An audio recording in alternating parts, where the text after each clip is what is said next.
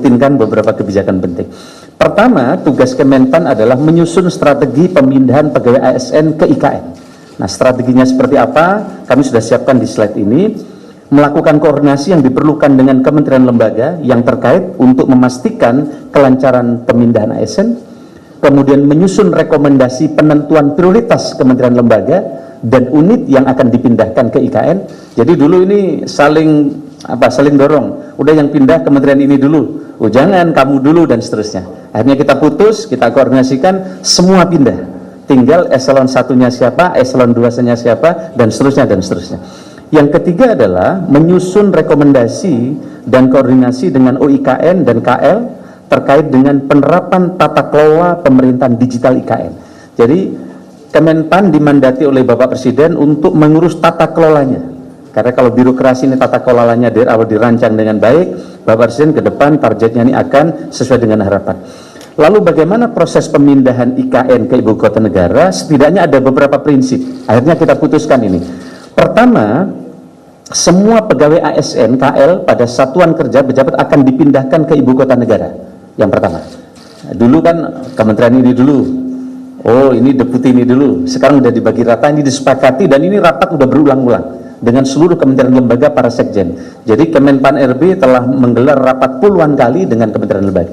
Yang kedua, skema pemindahan pegawai ASN dilakukan secara bertahap sesuai dengan penapisan kelembagaan dan ketersediaan hunian.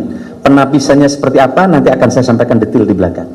Yang berikutnya, setiap pegawai ASN akan mendapat 1 unit hunian apartemen. Ya, prinsipnya itu. Bahwa kemudian di tahap awal sebagian akan sharing, itu adalah bagian kebijakan tambahan yang nanti akan kami jelaskan di belakang. Yang kedua, pegawai ASN yang dipindah pada tahap pertama perlu diberikan tunjangan khusus. Jadi akan ada tunjangan khusus PANS yang menjadi pionir pindah. Nah, nanti tunjangannya seperti apa, ini dalam waktu dekat akan kita bahas di ratas menunggu arahan Bapak Presiden, karena kami akan laporkan skema-skema insentifnya seperti apa. Yang berikutnya adalah kita menyiapkan formasi khusus untuk IKN. Presiden telah memerintahkan ada 200.000 formasi yang disiapkan untuk ke IKN. Ini karena Bapak Presiden belajar bagaimana Brasilia agak lambat pemindahannya, Canberra, begitu juga pemindahan kota-kota di dunia. Kenapa agak lambat? Karena tidak ada skenario komprehensif termasuk pengisian ASN-nya. Maka atas dasar ini Bapak Presiden memerintahkan ke kami untuk menyiapkan rekrutmen baru, talenta-talenta digital, dan seterusnya, dan nanti akan dilakukan penerapan smart government. Nah, teman-teman sekalian saya hormati, ini adalah beberapa contoh bagaimana kita belajar dari Brazil, Australia, dan Malaysia terkait dengan pemindahan ibu kota. Belajar dari pengalaman beberapa negara yang memindahkan ibu kota negaranya, Brazil, Australia, dan Malaysia, menunjukkan bahwa pemindahan ibu kota tidak dilakukan melalui cara yang instan, memerlukan biaya besar, serta menghadapi tantangan yang kompleks. Oleh karena itu, Presiden telah memberikan arahan cukup komprehensif kepada kami, termasuk bagaimana pentingnya keterlibatan semua pihak, termasuk di dalamnya adalah memindahkan ASN ini dengan grand design yang lebih komprehensif. Nah, Bapak sekalian saya hormati, dari aspek kelembagaan dan tata kelola, pemindahan ibu kota negara dilakukan secara bertahap, yaitu jangka pendek, jangka menengah, dan jangka panjang. Nah, ini bisa saya sampaikan ini short term-nya adalah miniatur penyelenggaraan pemerintahan. Yang penting miniatur penyelenggaraan pemerintahan nanti bisa kita kerjakan dulu. Itu fase pertama.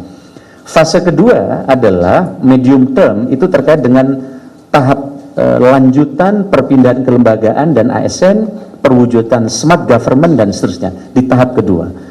Kemudian kita juga menyiapkan rancangan ke depannya yang bagaimana untuk mewujudkan government yang lebih agile dan seterusnya. Ada fase 3, fase 4, dan fase 5. Yang ini juga telah kami rancang, di mana di jangka panjang untuk mewujudkan masa depan pemerintahan didesain sistem pemerintahan yang lincah dengan dukungan pemerintahan yang memanfaatkan AI dan lain-lain. Ini sesuai dengan arahan Bapak Presiden. Nah, teman-teman sekalian, Kemenpan RB telah menyusun rekomendasi rencana pemindahan pegawai ASN ke IKN pada tahap awal 5 tahun pertama. Itu disebut dengan fase pertama, fokusnya adalah menyiapkan miniatur pemerintah, dan fase kedua penerapan share office dan share services system, dan fase ketiga adalah implementasi smart government. Jadi kami sudah siapkan Bapak sekalian, ini sesuai dengan arahan Presiden, fase pertama, fase kedua, fase ketiga, tentu juga akan mengikuti perkembangan kesiapan gedung. Ya gitu. Yang berikutnya Bapak sekalian, ini adalah yang tadi kami maksud, pemindahan KL ke ibu kota negara dilakukan dengan beberapa penapisan atau filter untuk menjamin kinerja pemerintah dapat tetap berjalan dengan baik. Filter pertama, ini ya, filter pertama, mendefinisikan peran strategis kementerian lembaga untuk mengidentifikasi seberapa penting peran kementerian lembaga ini. Nah, kementerian ini sangat penting. Ini di mana presiden ada, ini harus ada, dan seterusnya, dan seterusnya. Yang kedua adalah filter kedua, identifikasi peran dan fungsi sebagai sistem dukungan pengambilan keputusan, decision support system, dan sebagai strategic enabler dan atau sistem pertahanan dan keamanan. Ini adalah penapisan yang kedua. Dan penapisan yang ketiga adalah bentuk risiko yang ditimbulkan dalam hal kegagalan pelaksanaan tugas dan fungsi kementerian lembaga. Jadi kalau KL ini gagal, nah risikonya seperti apa? Oleh karena itu ini yang nanti akan kita dorong untuk berpindah. Nah, hasilnya ini teman-teman sekalian. Inilah hasil penapisan filter 1, yaitu tingkat kementerian lembaga. Prioritas pertama ada 179 unit eselon 1 di 38 kementerian lembaga. Jadi sekarang sudah langsung 38 KL. Enggak kayak dulu konsepnya 10 KL dulu, 6 KL dan seterusnya. Prioritas kedua adalah 91 unit eselon 1 di 29 KL. Prioritas ketiga adalah 378 unit eselon 1 di 59 kementerian lembaga. Ini kenapa ada prioritas 1, 2, 3, kita sesuaikan dengan kesiapan hunian dan fungsi minimal dari pemerintahan. Tapi kita setelah menyiapkan bahwa Jakarta tetap bekerja sebagai kota bisnis dan kota pemerintahan berjalan dan kota bisnis tetap akan bergerak. Nah teman-teman sekalian yang saya hormati, yang berikutnya adalah secara ideal, nah ini secara ideal jumlah pegawai ASN yang diperlukan untuk berada di KN dan prioritas pertama sekitar 11.916 pegawai. Namun demikian, pemindahan tetap disesuaikan dengan ketersediaan hunian dan infrastruktur IKN. Nah, oleh karena itu, kalau prioritas pertama itu ada 11.000 sekian. Prioritas kedua ada 6.000, prioritas ketiga 14.000. Jadi kita siapkan beberapa opsi dan kita terus mendapatkan update dari Menteri PU yang telah menyiapkan infrastrukturnya, dan kami terus berkoordinasi dengan OIKN sebagai otoritas untuk yang bertanggung jawab di IKN. Nah ini adalah teman-teman skenario yang kami sampaikan yang pertama kali saya kira di forum yang seperti ini secara komprehensif di Kemenkominfo. Lalu yang berikutnya adalah terkait dengan rencana pengisian ASN di IKN. Ini penting. Selain pegawai ASN yang dipindahkan dari Jakarta ke IKN, pengisian pegawai ASN di IKN juga berasal dari formasi CPNS khusus IKN tahun 2024. Jadi ketika kami lapor kepada Bapak Presiden bahwa tahun ini kami lapor diperlukan rekrutmen fresh graduate, karena selama ini lebih banyak P3K. Maka saya dikomplain oleh fresh graduate, Pak Menteri, emang Republik ini Republik honorer katanya. Nah, padahal kami ini anak baru lulus siap mengabdi kepada bangsa dan negara, kapan kami diberi formasi? Formasinya kan biasanya cuma kecil, paling cuma 6.000, 10.000. Nah, setelah kita hitung berapa yang pensiun 5 tahun lalu dan 5 tahun yang akan datang, maka kita mendapatkan data secara komprehensif, kita membutuhkan kurang lebih 600.000 fresh graduate. 600.000 fresh graduate ini adalah anak-anak muda yang nanti akan melalui tes seleksi terbuka, transparan, tidak ada lagi ada istilah orang dalam. Ya, tidak ada lagi ada istilah ASDP, anak saudara dan ponakan. Karena di situ semua sistemnya CAP. Maka KPK, kemudian Kejaksaan juga ikut tes di tempat kami, termasuk juga Kemlu. Dan ini kemudian Bapak Presiden memerintahkan kepada kami diminta mempersiapkan dari 600.000 itu ada 200.000 ASN yang akan masuk ke IKN. Jadi sejak dia daftar langsung dia ngisi akan ke IKN. Jadi tidak ada lagi nanti menolak untuk pindah ke IKN. Dan syaratnya sangat ketat, mereka adalah yang punya multitasking dan seterusnya dan seterusnya.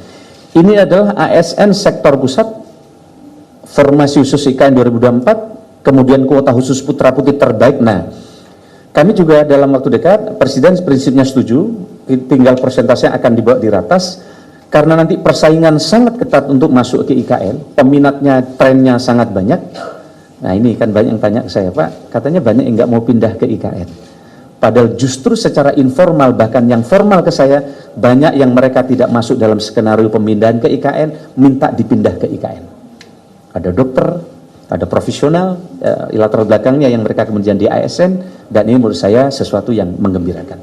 Nah, kita sedang akan membuat kebijakan, persisnya nanti akan diputuskan di Ratas, akan ada persentase khusus putra-putri Kalimantan di dalam formasi CPNS ini. Saya khawatir kami kalau diserbu oleh semua se-Indonesia, jangan-jangan nanti grade-nya mereka sangat tinggi, maka sebagian teman-teman tidak mempunyai tempat untuk partisipasi di pegawai di IKN. Oleh karena itu nanti akan kita siapkan persentase berapa dari wilayah Kalimantan. Kemudian mutasi pegawai ASN Pemda wilayah Kalimantan Timur. Mutasi dimungkinkan, tapi harus melalui seleksi terbuka. Sehingga nanti mutasi dari Pemda sekitar yang akan masuk ke IKN memang transparan, punya kualitas, dan nanti akan bisa menggerakkan birokrasi dengan baik. Nah teman-teman sekalian, inilah pengumuman Bapak Presiden ketika formasi tadi, ada 2,3 juta formasi, dan 1,86-nya adalah formasi yang ada di instansi daerah, kemudian ada 420.000 ada instansi pusat, dan nanti ada sekolah kedinasan. Nanti ada backnya juga, Bu, ini sekolah kedinasan langsung sebagian dipecah untuk IKN. Kita sedang koordinasi percepatan. Inilah arah pengadaan kebijakan ASN yang ke depan, Bapak sekalian, teman-teman. Pertama kita beresin dulu dasar. Jadi pelayanan dasar guru dan tenaga kesehatan kita beresin. Nah, Bapak Presiden juga memerintahkan di IKN nanti ada sekolah-sekolah terbaik yang hadir di sana. Kami sedang koordinasi dengan Mendikbud. Nanti akan ada sekolah yang langsung ditangani oleh Dikbud dengan sekolah unggulan. Kemudian kami langsung koordinasi dengan Kementerian Agama. Nanti ada madrasah aliyah dan sanawiyah yang unggulan ada di sana. Karena Kementerian Agama ada MAN IC yang sangat bagus, nanti prototipenya akan dipindah ke IKN. Begitu juga seoptimal mungkin menyelesaikan soal tenaga non-ASN, kemudian talenta-talenta baru fresh graduate kita rekrut, kemudian mengurangi sedapat mungkin rekrutmen jabatan yang akan terdampak oleh digital. Ini kadang banyak formasi yang diusulkan, kenapa nggak disetujui oleh pusat? Yang secara teknis nanti itu akan terdisrupsi oleh digital, maka ini tidak kita setujui formasi-formasi ini. Oleh karena itu ke depan kita rekrut yang memang tidak terdisrupsi oleh digitalisasi dan mendukung efektivitas kinerja IKN Nusantara. Saya kira ini kemudian pendukung pengisian CPNS, ini sudah kita siapin juga. Pengumuman telah disebutkan, prioritas penempatan IKN, jenis jabatan pelaksana dan seterusnya, penempatan CPNS formal di 2024, dan kami ingin sampaikan untuk mulai tahun ini, kalau biasanya tes CPNS itu hanya sekali setahun. Biasanya di bulan November, Desember. Mulai tahun ini tes CPNS tidak sekali, tapi 3 kali. Kenapa? Karena biasanya satu angkatan CPNS Pak Dirjen, Pak Wamen, nggak semuanya terpenuhi. Kadang yang daftar memang 10.000, tapi yang memulai kualifikasi kadang tidak sampai 50%, ada hanya 40%. Sehingga kuota itu hangus. Tapi kalau sekarang kira-kira Maret nanti tidak terpenuhi, kita isi lagi di bulan berikutnya sampai di Desember. Dan ini di Undang-Undang ASN sudah diperbolehkan, karena dulu ini undang-undang. Nah sekarang kita sudah diperbolehkan untuk itu. Dan Bapak sekalian saya hormati, mudah-mudahan nanti percepatan pengembangan kompetensi CPNS IKN ini untuk mempercepat akselerasi ini bisa segera terwujud dengan baik. Terkait dengan mutasi pegawai ASN Pemda, saya kira saya tidak perlu teruskan, tapi syarat kompetensi IKN yang dipindah ke IKN ini syaratnya. Pertama adalah mereka memiliki digitalnya adalah mereka mempunyai nilai berakhlak, yaitu akuntabel, kompetensi, dan seterusnya, yang adaptif, kolaboratif, kemudian menguasai substansi menghadapi prinsip ibu kota negara. Ini beberapa hal Bapak sekalian saya hormati. Nah, ini adalah progres kesiapan hunian di IKN di 2024. Nah, di 2024 kita koordinasi terus dengan Menteri PUPR, targetnya 47 tower. Satu tower diusi kurang lebih 60 unit, satu unit itu kurang lebih 90 meter. Jadi yang pindah tahun pertama ini akan dapat fasilitas, menurut teman-teman ini pertama towernya bagus, terus gede, bayangkan 98 meter, jadi cukup luas dan sangat bagus juga view-nya. Kemarin kita lihat, bahkan Presiden udah top up kemarin ya. Total tower 47, ini untuk ASN 29 tower, TNI Polri 18 tower, total 2.820 unit, di mana untuk ASN 1.740, TNI Polri 1.080 tower. Nah, ini adalah jumlah hunian ASN dan Agustus 14 tower dan 840 unit dan seterusnya dan seterusnya. Terkait dengan alternatif mekanisme pemindahan ASN Ibu Kota Nusantara, kita juga sudah siapkan. Begitu juga alternatif mekanisme pemindahan, next slide, kita juga sudah siapkan dari Kemenpan RB dan seluruh tim. Slide-nya saya minta digeser lagi.